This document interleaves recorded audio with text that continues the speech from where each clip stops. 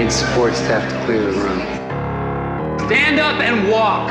Now. Hello and welcome to The Watch. My name is Chris Ryan. I am an editor at TheRinger.com, and joining me on the other line, the only Taylor verse he's interested in is a Tammy Taylor verse. It's Andy Greenwald. Wow, and you're not even talking about Swift. It was right there. I'm talking about Taylor Sheridan, baby. Wow. Andrew Greenwald and I have gathered here today on Thursday to discuss Paramount Plus, and they just rolled out a lot of programming that we're going to break down. We're also going to talk about a new show on HBO Max that we're very excited about. I would go as far to say it's the first great show of 2021. It's called It's a Sin. So we're going to discuss the first 2 episodes of that series today. And we're also going to chat a little bit about Nomadland, which is available on Hulu and is the favorite for Best Picture at the Oscars. So let's get into The Watch. This episode is brought to you by Anytime Fitness. We may talk a whole lot about sports, but when it comes to keeping fit ourselves, there's definitely room for improvement. I hit this point early July. I was just like, I am not in good enough shape. I started trying to walk at least 15,000 steps a day, or hiking, or just anything to keep my legs moving. Now it's the end of 2023. I feel great. I had a physical 3 weeks ago, and the guy was like, "You're doing great. You're doing better than you were 3 years ago." I felt great. Whatever your goals are, progress is possible thanks to Anytime Fitness. Get a personalized plan and support from an expert coach anytime, anywhere. Visit anytimefitness.com to try Anytime Fitness for free. Start to train for your life. Terms, conditions, and restrictions apply. See website for details. This episode is brought to you by State Farm. From your morning podcast to your afternoon playlist, State Farm knows you personalize your entire day. And that's why State Farm helps you personalize your insurance with the State Farm Personal Price Plan. It offers coverage options that help protect what you care about most at an affordable price just for you. Like a good neighbor, State Farm is there. Prices vary by state. Options selected by customer. Availability and eligibility may vary.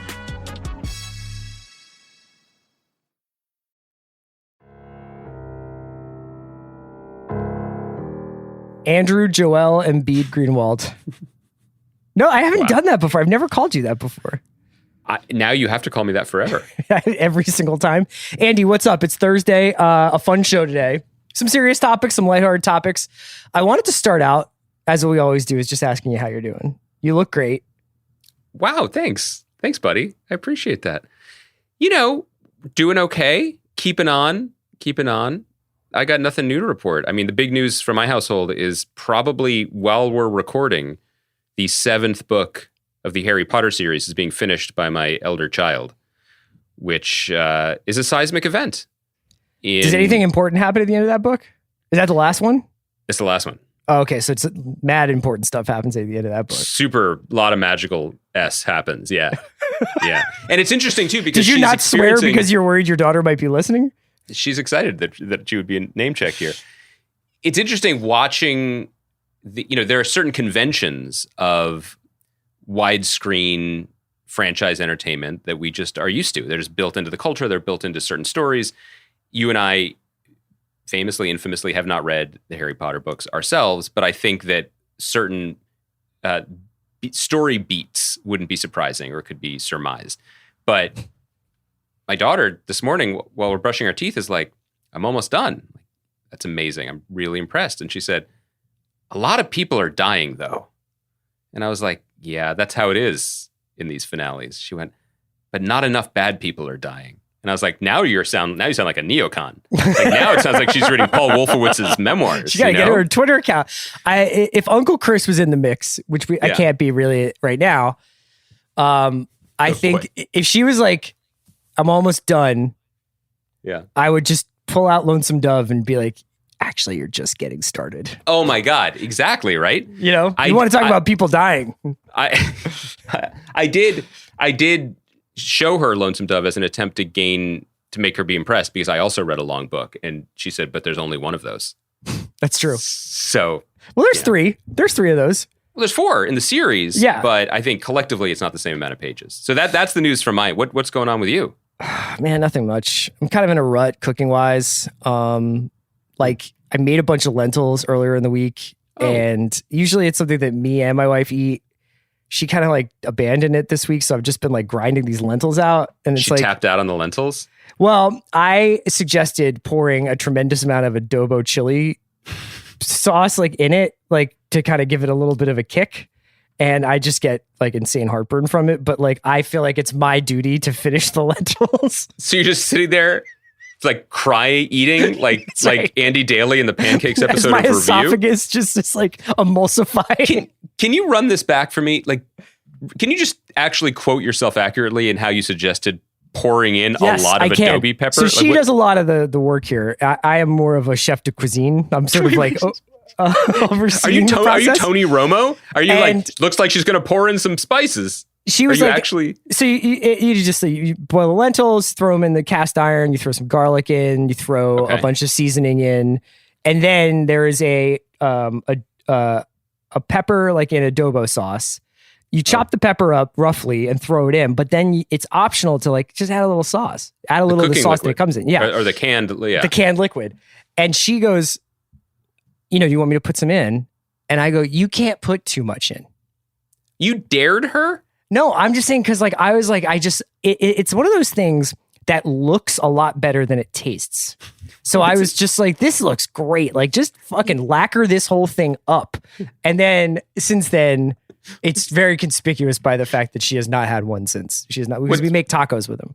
What's incredible is the ways in which, and I think people listening to the podcast will appreciate this because they know, I even name checked this probably about a week ago, the legend of C. Ryan on like the baseball diamond, right? Sure. You know, or at the community pool. Like, to quote that great tweet that our Ringer colleague sent about Ethan Hawke, I mean, shoot or shoot. You know what I mean? Like you have a fire in your belly for competition that is even bigger than the fire in your belly post adobo chilies. Plainview-esque. But what's interesting is that since you are not out, on the field of play or combat, this manifests in the kitchen now, where you were like, I basically challenge you to destroy my gastrointestinal lining, regardless of the spices. And I'm going to throw this out here. This might be a little controversial, but do you remember the in retrospect, incredibly dumb days of early Quar when everyone was just like, nature is healing, the Venice canals are full of plankton, and also I baked 6 loaves of bread. There's just 24 coyotes walking down my street. Like, finally? Like, that's not a good thing. Have you read a Cormac McCarthy novel? Like, they know more than we do. Yeah. The thing for me is that was a big, like, everyone was like, well, there's not going to be food in the stores, so you gotta get a lot of dried beans. You planted like a bunch of corn in your backyard. God, that would be a good idea. And then I actually I raised a lot of it, and I made a very, very, very small baseball diamond. That's right. But only, what's that guy's name? Eddie. What was the name of like the little person who played professional baseball and was brought in as a decoy? Only he showed up in my tiny backyard field of dreams, mini field of dreams. Anyway, look up that story if you don't know about it. It's true. I like Chris, and I know all the people dying to hear about our opinions about all the Taylor Sheridan shows are hanging on every word here. I like a nice bean. You make a nice pot of beans. You can use them for a lot of things. But here's the thing that they don't say about making a nice pot of beans. Even if you get the very, the special like Rancho Gordo. You sound like Alison whatever right now, by the way. Well, but you can still hear my voice. I have not been canceled yet. I haven't finished my anecdote. My point is, beans are a collaborative sport. Between the members of a household. Oh, not you. You cannot make wasn't that a Spoon song on the 20-year-old album Girls Can Tell? And Me and the Beans. Not about this. You can't make a large pot of beans and then have everyone else in your family ghost on you, which is what happened to me repeatedly in early Quar, where I was like, these are beautiful. Like, this is a varietal Rancho of Gordo, bean. yeah, right. Like, it is a varietal from the north of Mexico that they brought back to life. It is a beautiful speckled color. I'm going to put, celery and half an onion. I'm going to really make something special here. And everyone was so encouraging. Oh, it smells good in here. Oh, look at the beautiful color. And then your boy just ate beans for 2 weeks because no one else wanted any. They were so supportive. But when I needed them most, they left me. And this is not even with adobo. So I think that I appreciate you're taking one for your team, but I think you should remove the peppers from the equation and ask, do you have a bean partner? No, I don't. Not anymore. Okay. No, I'm rolling solo. Thank Let's you. talk about hard truths. Let's talk about the rise of a new streaming network. How about that? Okay, fine. So this week, Paramount Plus did a big show and tell about their offerings. So starting, I think on March 5th, CBS All Access will turn into Paramount Plus. They'll be offering this new service. I believe it is $10 a month for the ad-free tier. There's a $5 a month option, which is directly competitive with Peacock, if I remember correctly, about the pricing options in terms of the ad-supported versions. And Bob Backish and everybody from over at Paramount did this big presentation about what they had to offer. And I have to admit that there was a little bit of skepticism. I don't know necessarily that I've come out of it being like, this is an essential thing to have in your back pocket or in your streaming library. But I was impressed by what they kind of rolled out, because a couple of the streaming services that we've seen, Max, Peacock, I think had slightly starter gun, run 5 yards, and then be like, and you just wait till we finish the race. And Paramount Plus, while a lot of it was like, eventually this will be there, I was kind of impressed with just the breadth of offerings. So they have, and I should have mentioned, occasionally Paramount Plus you'll hear advertisements on the watch for that. Like, this is a separate conversation. So I'm just saying, they have two things that they're emphasizing that I haven't seen another streaming service emphasize, which is news and sports. So obviously there are sports streaming services. You can get ESPN Plus, you can do all that stuff. And the way in which they were foregrounding that, I thought was distinctive among other streaming services. And also, I didn't really consider this, but they are offering a library of 2,500 movies, or upwards of 2,500 movies by the end of the year, they said. So already you kind of like, your eyes are getting a little bit bigger. The pupils are getting dilated. There's a lot of stuff to dig into there. And then they hit us with a bunch of announcements of shows that they're going to be developing, including, yes, from all the jokes we made in the beginning of the show, a bunch of Taylor Sheridan shows, which are of particular interest to young Wind River over here. But Greenwald, I wanted to see, just generally speaking, what you thought about the big rollout. My first comment is related to what you said about hoping to have 2,500 movies by the end of the year. I just pictured Doug from Paramount just like locked in a vault somewhere, just wildly Road Trip uploading. Comes out, and he's just like, he just has to upload all of it. He's filming it with his phone. I mean, they better hurry. Yeah. So I think you're really correct to point. Well, two things. Peacock also has launched with news and sports as part of the focus and appeal. Like, they have some Premier League stuff, right? Sure. They have some original news content. Mehdi Hassan has a news show every night on there, and you can stream MSNBC, blah, blah, blah, blah. But you're right. I think the fact that you called it out speaks to the larger point, which is that Paramount Plus is a little bit late in the launch game, but they have the runway for a more proper launch that was denied Peacock and to a lesser degree HBO Max last year because of the pandemic. Best laid plans with Peacock, it was going to launch with the Olympics, which was going to make it a must-see destination and really showcase the total vertical integration that they hope to achieve with all of their services and channels. From TM NBC Jack Donaghy, yes. And Shine Artwood Company, yes. Yeah. And obviously, the original content for both services has been markedly slow, although HBO Max has been making a lot of interesting international deals that have helped bolster its library. Which we will talking about them. Discuss later, yeah. And we're even going to get to it again today. The other, I think the thing that I took away was, and I do want to get into some of the specific shows, not even in the Sheridan verse, they really went for a let's blow them out of the water presentation. Yeah. Like, let's really knock people out with the amount of stuff we have. And I have to say that I was surprised by it. I was impressed by it.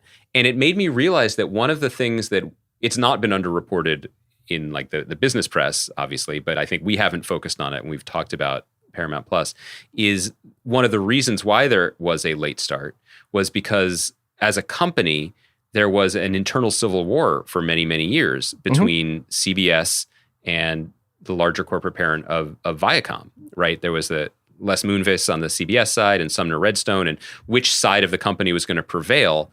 And that led to kind some of Redstone family drama. Yes, and it led to some short-term thinking, like launching CBS All Access as an independent streaming service, when now, as of next week, it is just folded into this larger Paramount thing. So in a way, what we're seeing is the first time that this larger corporate monolith has been able to fully flex as itself.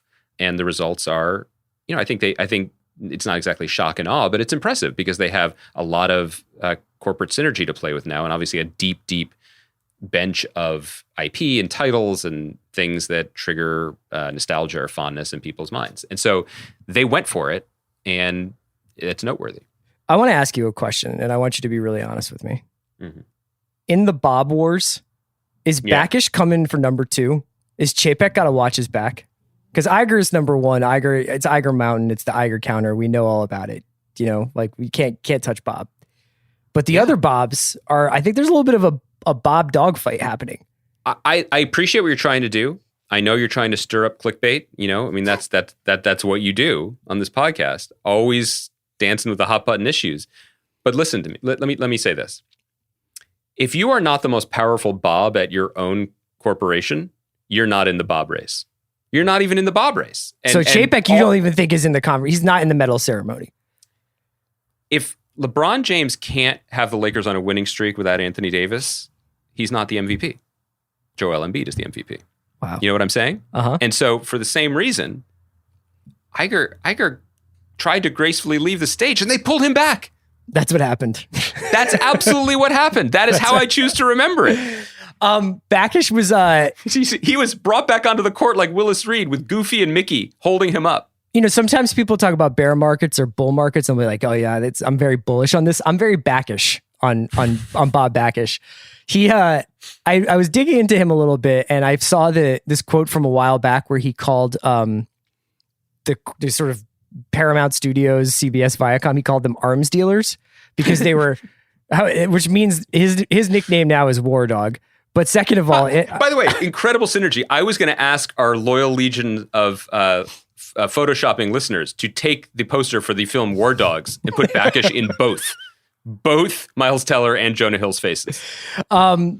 He gives good quotes, but he was very, very confident in his company's ability to make hits. And I think part of that is rooted in CBS's still, they still have like this stranglehold on network television and ratings. But, I hadn't really thought about the fact that Paramount makes a lot of really big shows for other places, and that Paramount CBS still makes a lot of really big shows for other places. So there was an air of showmanship, I guess, to yesterday's presentation or whatever day it came out. Yeah, I think it was yesterday. Let's talk about some of the shows that they're going to do. So like I mentioned, there's 2,500 movies coming. In the library, they have the CBS News, they have the Champions League, they have the Masters, they have March Madness, they have a bunch of stuff going on. All that's very relatively attractive to people.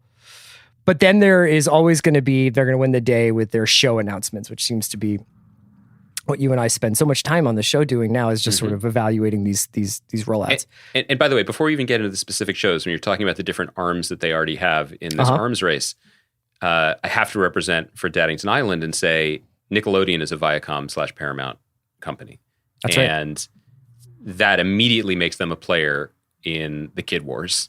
There are benches here in Los Angeles that just say Paramount Plus coming March 5th, and there is the Copaganda dog from Paw Patrol and Dora the Explorer.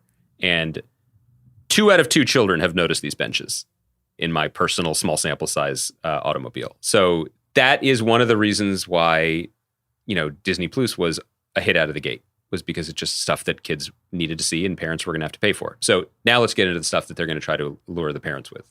Right. So the parents are coming for Fatal Attraction, the TV show. Am I right?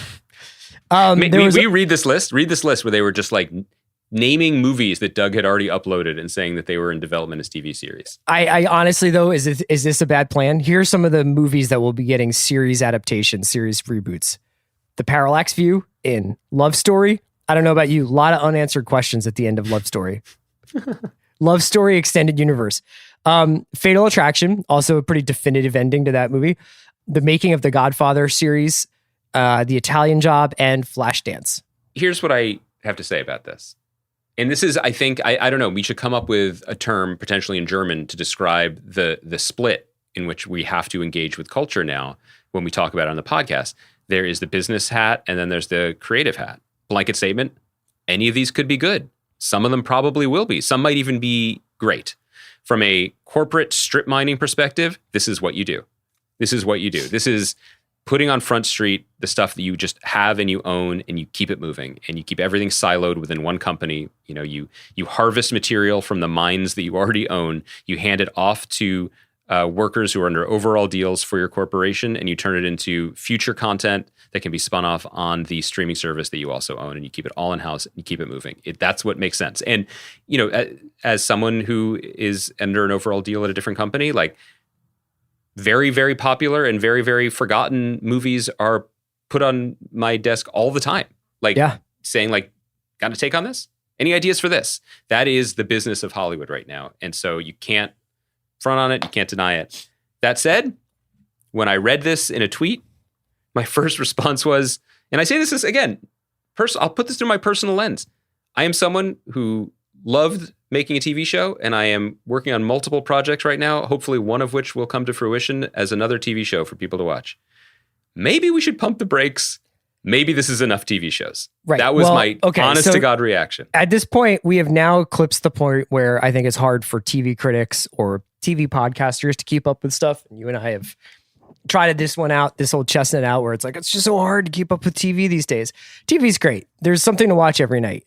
I do not think that there is any world in which anyone can watch all of this stuff. And obviously the business model is showing them that if just a few people or enough people like something enough to stay subscribed to a service, it is worth the investment of making the show. I presume that is what they are thinking. It does not feel like any of these things that they're talking about here, like with the exception maybe of some of the Sheridan shows, are necessarily them going hit hunting. You know, like a few years ago, we were all wondering what the next Game of Thrones was going to be, what was going to be this huge investment into a fantasy world that you could build out, that you could have a multiple season blockbuster show and then maybe spin off into different directions, prequels, sequels, side stories, what have you.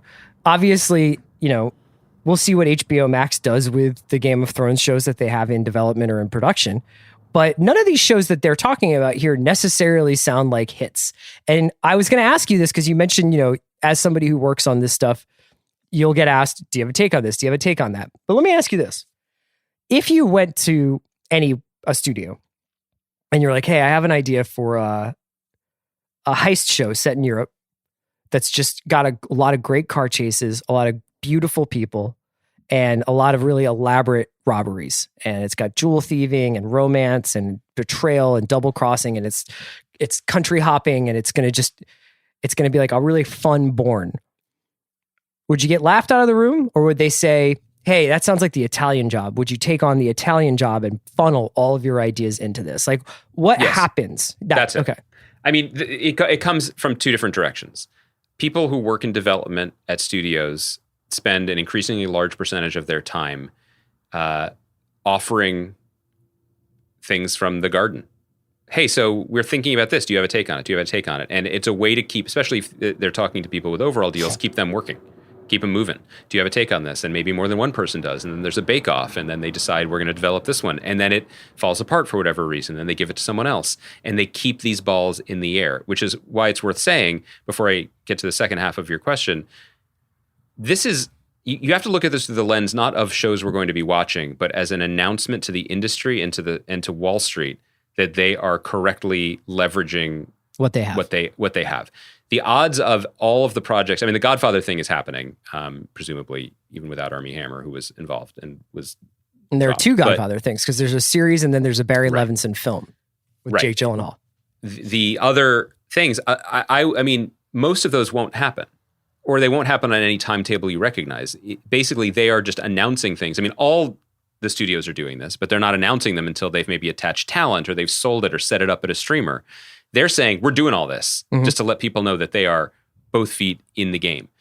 To circle back to your question, yes, and I know anecdotally, not anecdotally, I just know firsthand, a friend of mine was developing a series for a studio, and it was a completely original idea that was inspired by the vibe of things that you and I and this person had grown up enjoying. And a lot of otherwise productive work hours were spent and potentially wasted debating and pursuing the option of grabbing IP that kind of inspired it and bending it back into being that thing to the point of absurdity, because the original IP in this case, and I'm sorry I'm being vague, I just don't want to blow up this experience, is not known. You and I would remember this movie. That's what I was going to say. The Kai, culture has not remembered it. Kai, are you there? I hope you are, because you're the producer of this podcast. I'm here. What's up? Kaya, Yes. Fatal Attraction TV show. Do those words mean anything to you? I have seen Fatal Attraction, the movie. It's not. I'm not trying to like be like dunk on the millennial. I'm asking does this intellectual property have any resonance to you? I mean, I think I'm along the same vein as you. Is that I think they wrapped it up pretty nicely in the movie. I don't really see why there needs to be a TV show. This show actually tells the story of the bunny's children. Oh my God, Watership Down. Yes. Yeah. We It's can an get the unexpected- Watership Down world and the Fatal Attraction world, and you could have like a crossover event. I guess I'm just because Kai, have you seen Flashdance? No.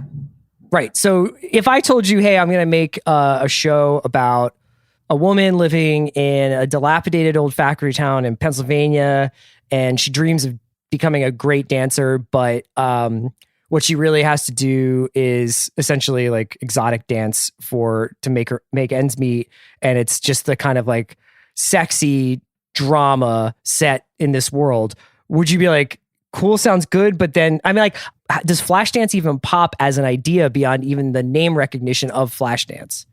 Yeah, I just think there's probably a divide between people who haven't seen Flashdance to me, but like the premise of the plot, and so would probably be interested in watching a TV show about that, versus people who have seen Flashdance and like maybe love it dearly, and yeah, I guess love it those so people much are like in their they would 60s. like more Flashdance.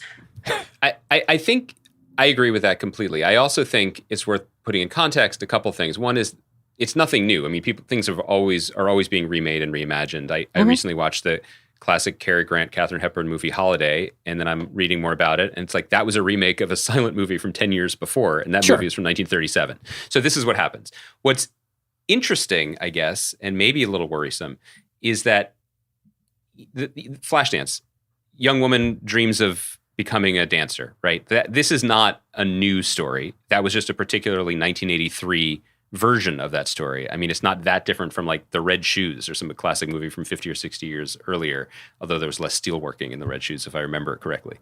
Whatever story about a person wanting to become a dancer, whether it came out in 93, 2003, 2023, someone's going to be like, well, it's like Flashdance, blah, blah, blah, blah. I mean, that's how we describe things. We do it all the time when we review stuff. The difference is the way our culture works now and the way companies are incentivized to just mine their own bones for new scraps of meat is that it becomes forever fixed as one thing.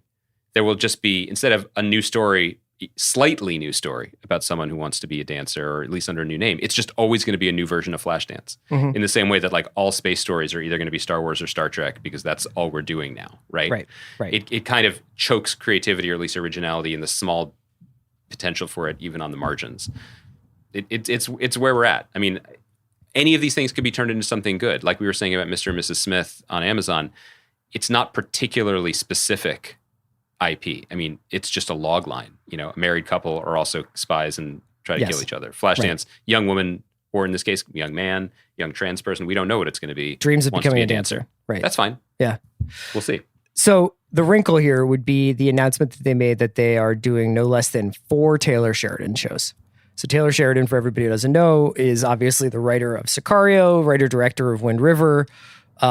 He's got a movie coming out on HBO Max this year called For Those Who Wish Me Dead with Angelina Jolie.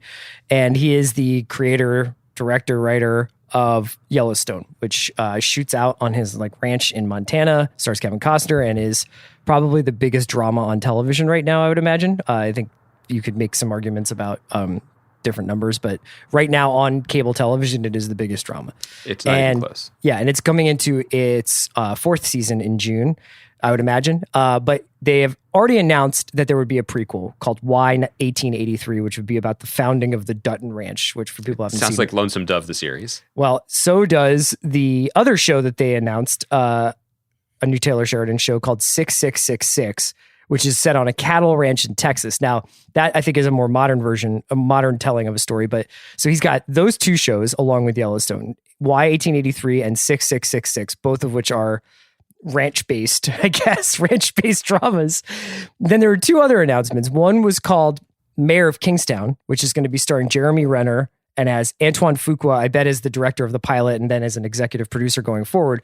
And that is about Jeremy Renner playing a mayor in a small Michigan town that is essentially living off of the prison that is in that town, and how incarceration is the kind of the big business in this small town. And it's supposed to be a look at the prison industrial complex and all the socioeconomic and racial issues that are tied up in that.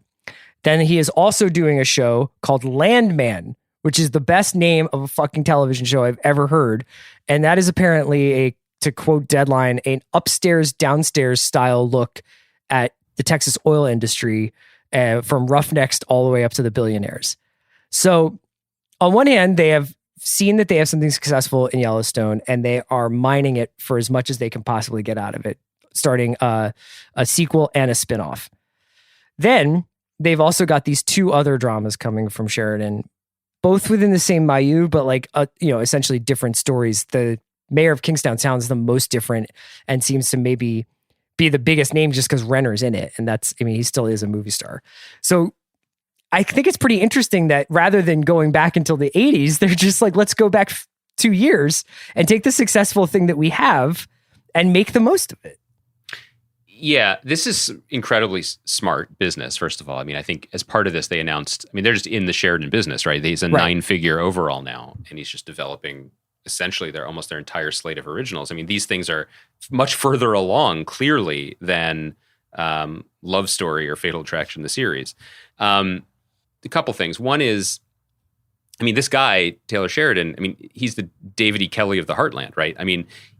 There aren't that many people who can write at this pace and at this level of and quantity, so distinctive and very distinctively, yeah, and clearly knows what interests him, what interests his viewers, and he's got his lane. And the thing is, it's a giant lane that stretches through the majority of the landmass of the United States of America. He's not writing shows set in California or New York or Atlanta, and that's fine. Most other shows are. It's really, really smart. I also have to say, I'm trying to think of an analogy. Chris, you're a full-time sports blogger in addition to being an exceptional podcaster. There has to be an example of a team neglecting to sign its most valuable player and then just throwing insane amounts of money to try and recreate the production of the player that they let walk foolishly. Yes, and right. The reason I say this is because it is probably, this will never happen again. And all credit due to the woman in charge of acquisitions at Peacock, but Yellowstone is the crown jewel, the flagship show of the Paramount arguably Corporation. The reason they are able to do what they are doing is because of Yellowstone. And they do not have it. Right. They sold the secondary rights. That's just how War Dog does it, though. To Peacock. And now, is that a perpetual thing? No, because they didn't sell the underlying ownership of the show. They sold air rights. So is that for 1 more year, 2 more years? I don't actually know. I'd love to find out. But probably because of the lack of attention during that Viacom CBS dust up before it was all resolved, this just slipped right out the back door. And so now they're building up this edifice around it, but there's something kind of missing at the middle, which is kind of crazy. It's noteworthy that show is on another service, and I'm telling you that is never going to happen again. So it's probably worth noting. Let's take a quick break, and when we come back, Andy and I. Oh, did you want to say anything else about Paramount? Because that's right, you wanted to go full James Harden on something. There was one more thing, which is maybe lost in this this avalanche of fresh news, was the news that the long gestating, perhaps questionably gestating television show based on the video game Halo. Oh, that's right. Wait, is moving AKA yet again. One of Chris Ryan's 2021 most anticipated shows. Once again moving. This time from Showtime to Paramount Plus.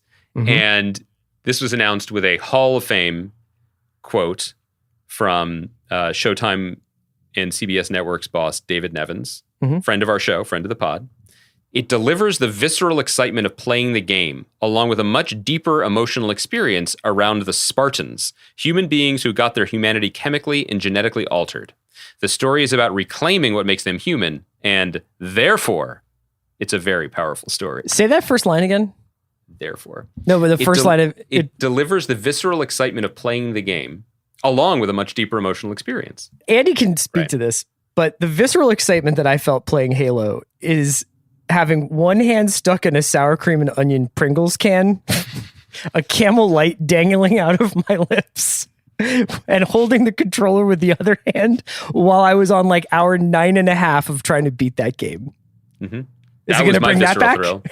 It would be a more gripping drama would be the scenes of both of us trying to reclaim our own humanity after a weekend spent only playing Halo 2. I'm not sure that project is completed yet. It's still TBD. But anyway, so we joke about it, but every time we talk about the show, we should say it stars Pablo Schreiber and Bokeem Woodbine, which is awesome. I'm still in. I still hold the stock. By Kyle Killen, the very first guest I ever interviewed on this podcast, who created Lone Star and Awake, really interesting writer and TV thinker.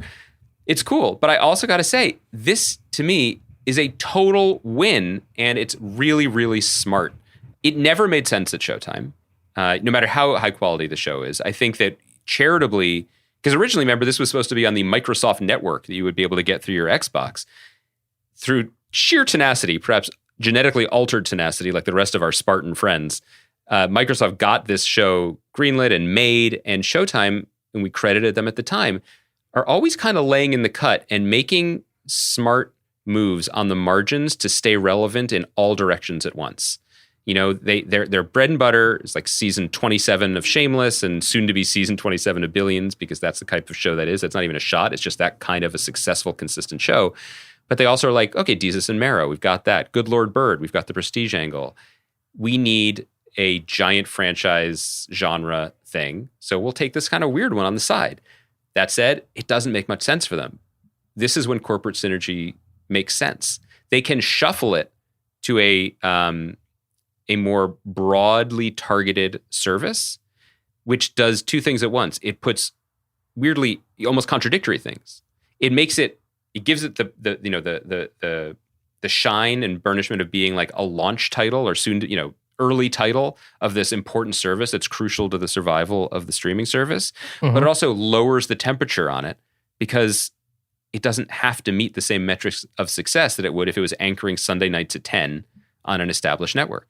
So it's kind of impressive, and I know it was lost in the shuffle, but that's savvy. That was Bob-like by David Nevin. So keep an eye on David in the Bob sweepstakes. David, it doesn't take much to change your name to Bob. That's all I'm saying. We're going to take a quick break. When we come back, we're going to talk about It's a Sin and Nomadland. This episode is brought to you by Mint Mobile. New Year's resolutions are fun the first couple of weeks. Then you kind of maybe conveniently forget about them halfway through January. No shame. It happens to us all. But this year I have a foolproof plan, at least when it comes to saving money. Just switch to Mint Mobile and you're done. Goal accomplished, because for a limited time, their wireless plans are $15 a month when you buy a 3-month plan. The great thing about Mint Mobile is there's no jaw-dropping monthly bills or unexpected overages, and all plans come with unlimited talk and text. Get this new customer offer today at mintmobile.com/watch. Additional taxes, fees, and restrictions apply. See Mint Mobile for details. All right, man, we're back. Andy, I saw a tweet from our colleague Allison Herman the other day, and I'm paraphrasing it, but she was sort of running through the credits of a showrunner named Russell Davies, who is the creator of It's a Sin. And she was like, here's a bunch of the shows he's done, including Years and Years, Banana and Cucumber. He also obviously had a lot to do with the Doctor Who revival. It did Torchwood. He did Queer as Folk. And she was basically like, our conversations about the great showrunners of our time need to include this guy on the list. Yep. And watching It's a Sin, I don't have an argument for her. I think that is a very astute observation. And Allison has like a great piece about the show that you should check out on The Ringer. Man, what a television show. And one of the things that leaps out when within the first 5 minutes of the show, as you're being introduced to this group of characters who are all living in London in the early 80s as the specter of AIDS starts to rise out of San Francisco and New York and America, and starts to, you start hearing first as whispers, then as small stories, and then as we get into the second and third episodes, I think larger and larger headlines. Davies' facility with characterization, with tempo, with world building and setting, and with tone, man, it's something to reckon with. And I almost feel bad that we have neglected to talk about him in this way yet. I love that you said that. I love that Allison tweeted that and wrote that piece, because as far as I'm concerned, the show has the belt. I am totally floored by it. I've watched 3 episodes, so half of it. It's completely floored me. I love it. And I'll talk about the emotional reasons why and why I think it's so successful on a number of different levels. But to start with Russell Davies, I think you're absolutely right. He has the kind of career that people don't have in America. And that might be because of the way the TV business works over there, or because of his own particular genius or talent. But if you look at his CV, it's almost painterly, where he has created or reimagined massive franchises. Queer as Folk has had multiple versions all around the world. Doctor Who is still going, largely based on the template that he helped create. And then he just dips in and out in an almost painterly way, telling stories that interest him in the shape that is appropriate, whether it's a longer running series or it's a 3 or 4 or 5, 6 episode kind of thing. Then the sheer ability to make this show what it is, I am just totally undone by, because it accomplishes in such short order, like a checklist of everything that we expect from contemporary TV. And that's not easy, in that it is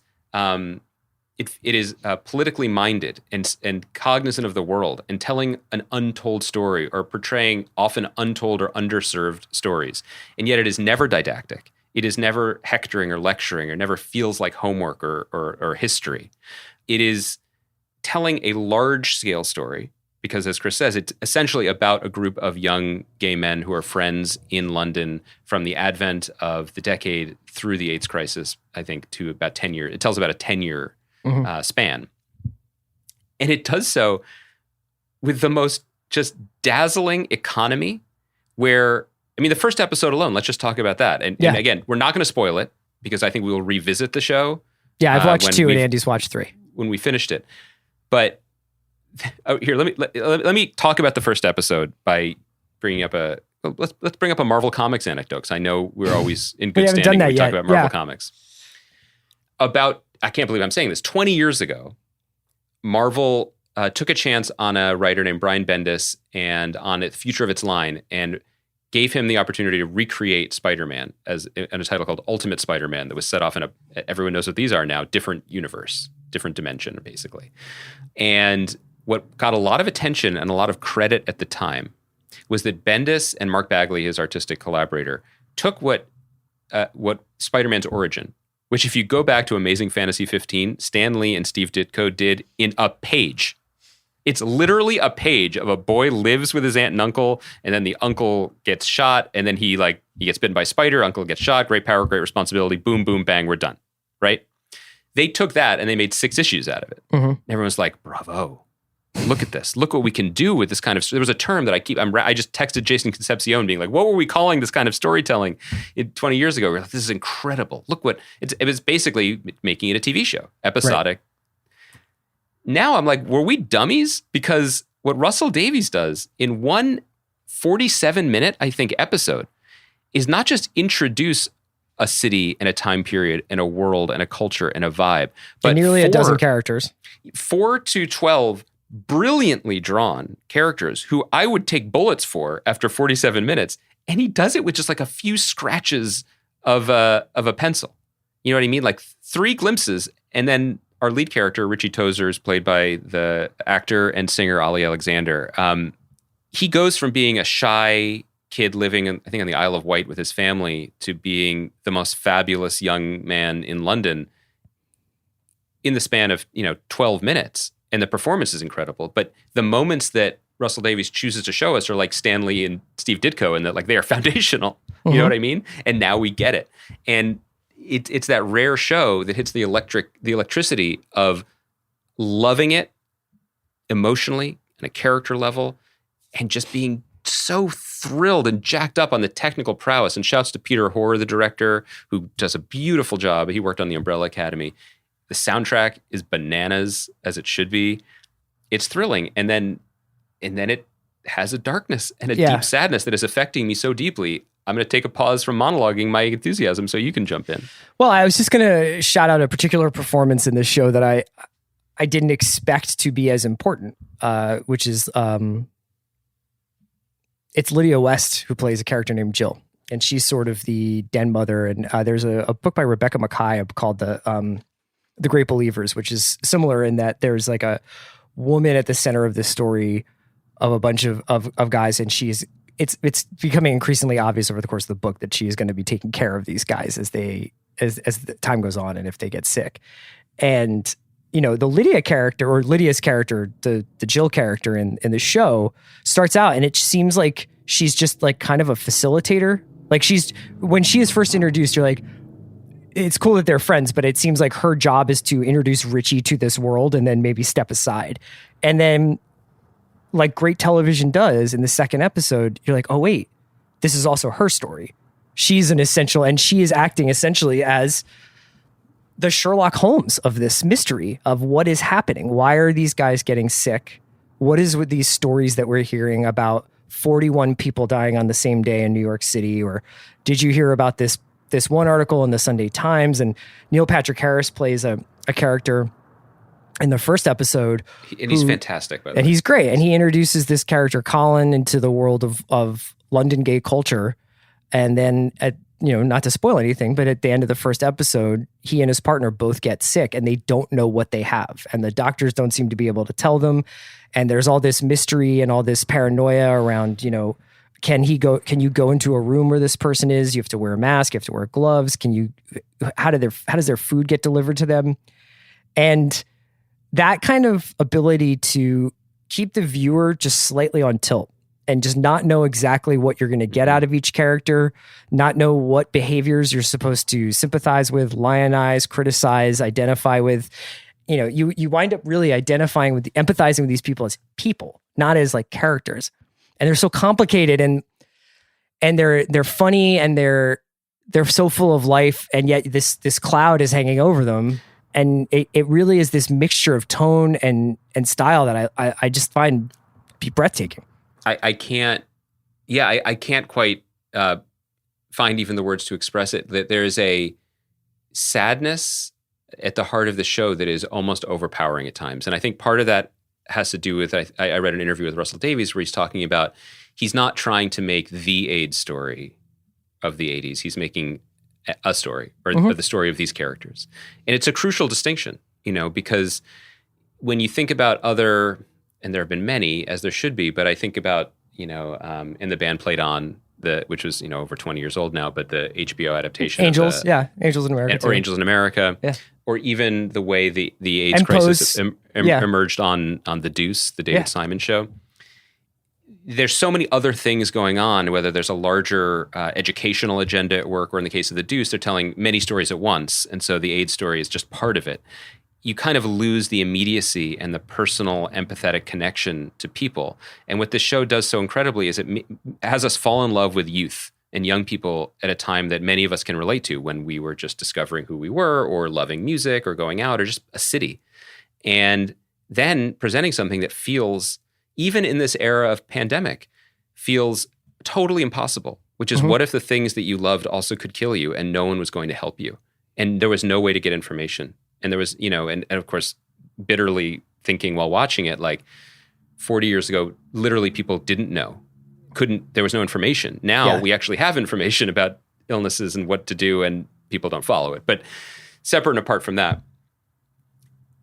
there are multiple ways to understand injustice and tragedy, and to get an audience engaged in it, and getting people riled up and angry is one of them. Bringing you into the lives and homes of people and then crushing you with sadness is another. And it's just a unique position to be in with a show because, as I keep saying, I just love this. I don't want it to end. I love being with these guys and with Jill especially. It's a beautiful performance and a crucial performance and an incredible character. And she's really interesting because she was in Years and Years as well. That was Russell Davies' last show. That was his last show, yeah. And I just want to be with him, and yet I can't remember a show that has made me this deeply like existentially sad before. Yeah. And knowing that there's more sadness coming. And the thing about Davies is he's such a consummate TV pro that he rope-a-dopes you in ways that I won't spoil. But you can watch this and you can put on take your heart out and put your brain in and be like, Right. well, okay, I can kind of guess where this is You can't do headed that. You can't do that with the what it's way gonna that he do. makes this show. Like, because it's such a universal feeling, especially the way he captures in the first few minutes of the first episode, how these guys each came to London to finally be themselves, or in the case of the Roscoe character, left home in London to be himself. And then they finally sort of find their tribe, they find their group. They move into this old dilapidated house in London together where it's like 20 quid a person to rent, the Pink Palace.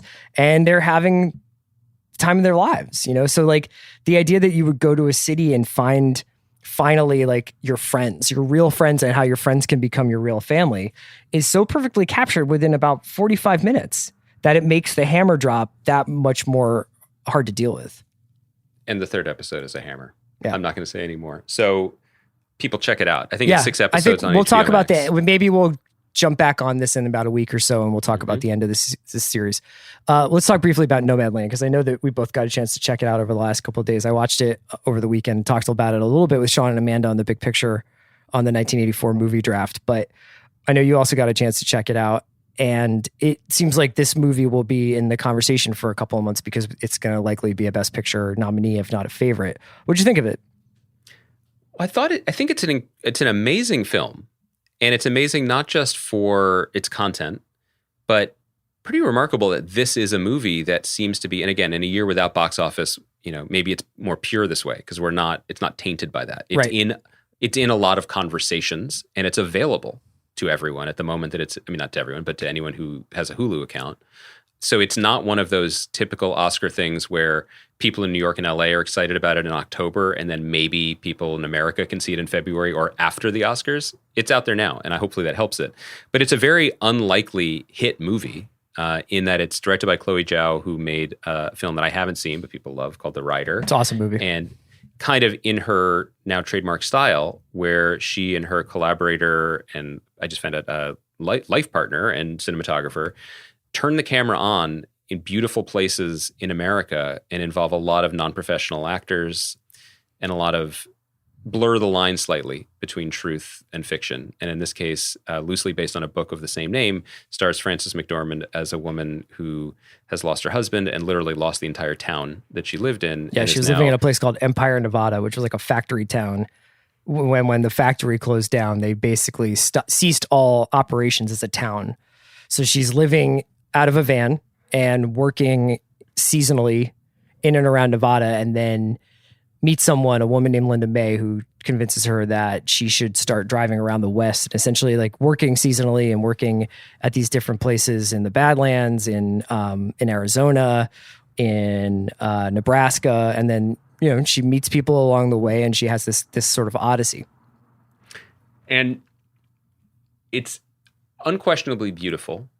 It's anchored by a performance that is, you have to see it, from Frances McDormand. She has always been, but is especially in this, one of the most unique performers of our time, in that she has the sort of lived-in truth of like a method theater actor.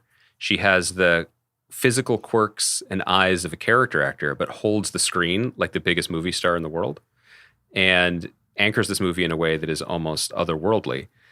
It also is about America. Shouts to Taylor Sheridan. But, you know, it seems like it shouldn't be that hard to make a movie about the economy and about the unseen victims of capitalism and about, Wall Drug. Like, I've been to Wall Drug. Most people who drive across the country have been to Wall Drug. I've never seen it on a screen before. Yeah. Shot like And here Terrence we are. Malick. Yeah, right. And who works there and why and when, and so all of it does feel, I hate saying this, it does feel kind of important. That said, I'm struggling with the fact that I didn't emotionally connect with it and love it to the degree that you may have, and almost everyone that I trust has. And I this is one of those ones where I think it might be on me, and I'm kind of trying to poke around and interrogate why. Because I'd love to hear why you felt you were really drawn in right from go. I had two very visceral reactions. One was to the just sheer beauty of the photography and the way in which Chloe Zhao kind of films her stuff, which is reminiscent very much of like late period Malick, starting with Thin Blue Line and New World and Tree of Life. Yeah. And, these sort of tracking shots that she does that sort of capture the enormity of the landscape that these characters are occupying. And I have to admit, I don't really have a better explanation than watching Frances McDormand made me miss my mom. I haven't seen her in a year, and just seeing an older woman navigating the world on her own was pretty touching in a lot of ways. It's not something we see very, very regularly on big screen or small screen, where it's just a very process-oriented, occasionally uncomfortable process-oriented movie for the first half of the film, as she's sort of making her way through. She's just surviving, whether that means working in an Amazon factory or using the bathroom in her van in a bucket, or trying to find places to park and find places that are warm enough. And then she kind of goes through this spiritual awakening when she visits Arizona and meets a community of people who have decided to basically go off the grid and get out from under the yoke of capitalism, essentially. I think that there's a lot of stuff in this movie that's very on the nose, Yeah. there are no fun conversations. They're almost entirely confessional, probing, deeply emotional, very revealing, very vulnerable speeches given to one another.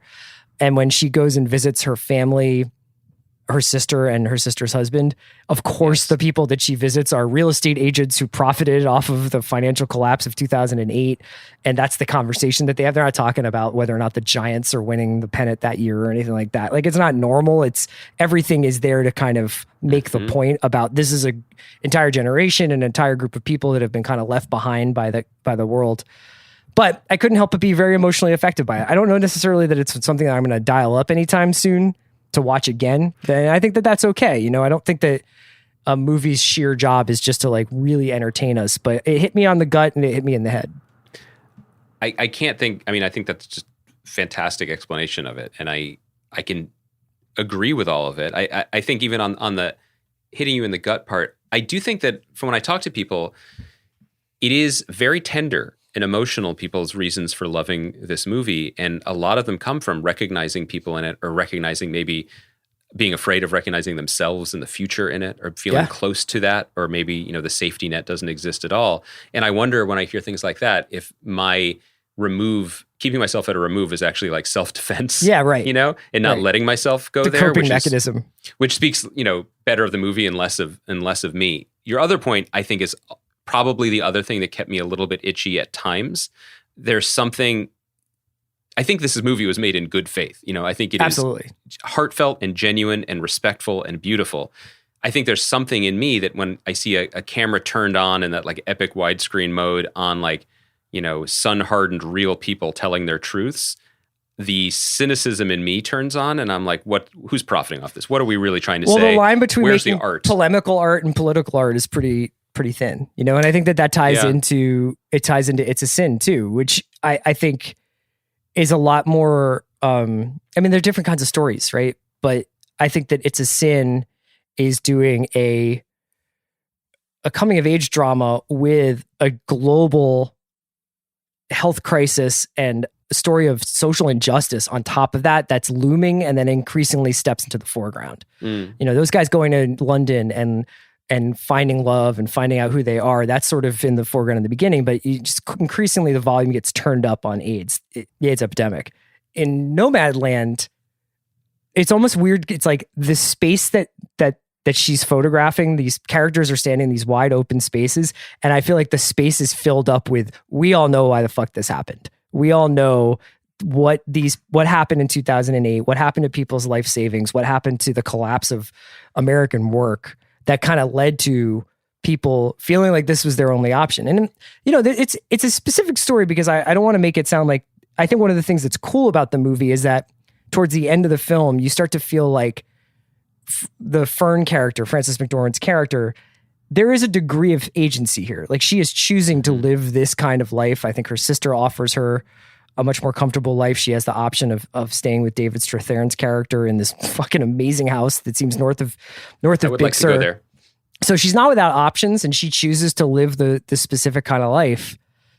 But yeah, I think your point's well taken. I think everybody's taste will vary when it comes to like whether or not their antenna goes off.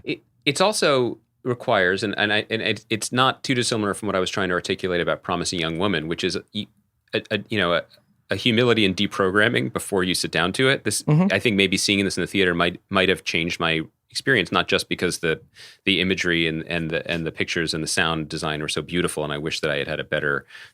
I bet I'd experienced them the way they were intended to be experienced, but just that I'm always just my personal taste. I'm always going to be more interested in, like, you know, she's making ramen in her van, like the little character details that make a life, and less in the broad strokes.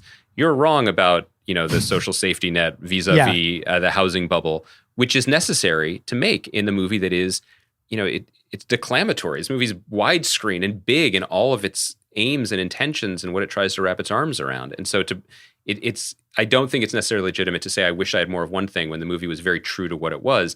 And the segue I wanted to make about that was, weirdly, I can see why Marvel thinks it hit a home run in hiring Chloe Zhao to do its next gigantic movie.